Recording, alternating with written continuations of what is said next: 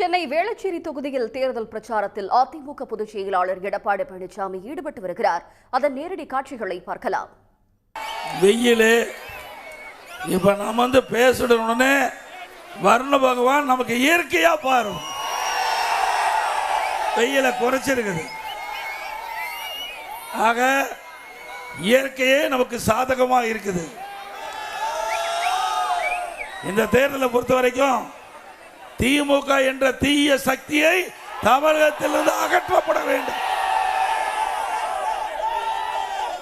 இன்றைக்கு திராவிட முன்னேற்ற கழகம் ஆட்சிக்கு வந்து 5 ஆண்டு காலம் ஆகுது. இந்த 5 ஆண்டு காலத்தில் மக்கள் பட்டது துன்பம் தான், வேதனை தான். எங்க பார்த்தாலும் சட்ட ஒழுங்கு சீர்கெட்டு கிடக்குது. இன்றைக்கு இது மாநகரம். மாநகரத்தில் சிறுவைகளுக்கு பாதுகாப்பு இல்லை, பெண்களுக்கு பாதுகாப்பு இல்லை, வயது முதிர்ந்த பெண்களுக்கு கூட பாதுகாப்பு இல்லை. இப்படி மாநகர பகுதியிலே வாழுகின்ற மக்கள் இன்றைக்கு ஒரு பயத்தோடு வாழ்கின்ற சூழ்நிலை இந்த ஆட்சியில் பார்க்கப்படுகிறது.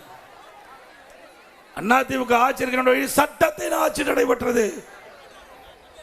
பாதுகாப்பாக மக்கள் வாழ்ந்தார்கள். எங்கே தவறு நடந்தாலும் உடனடியாக அதை தடுத்து நிறுத்தி சட்ட நீதியாக அவர்கள் மீது நடவடிக்கை எடுக்கின்ற அரசாக அதிமுக அரசாங்கம் இருந்தது. தள்ளிவிடு சிந்திச்சு பாருங்க. 2021 2026 வரை இந்த மாநகர மக்களுக்கு என்ன திட்டத்தை கொண்டு வந்தாங்க, என்ன நன்மை செஞ்சாங்க? இது மழை பெஞ்சா இந்த வேளச்சேரி பகுதி பூரா தண்ணியில முழுகி கிடக்கு. சாலையில் என்ன சொன்னாரு? ஆட்சிக்கு வந்த உடனே நம்முடைய சென்னை மாநகரத்தில் குறிப்பா வேளச்சேரி பகுதி எங்கேயுமே தண்ணி தேங்காம நடவடிக்கை எடுக்கிறார். ஒரு பெண்மணி சொன்னாங்க, ஸ்டாலின் தான் வந்தாரு, நீச்சல் அடிக்க விட்டாரு. நாம சொல்லல, இயற்கையா அந்த பெண்மணி உள்ளத்திலிருந்து வந்த வார்த்தை.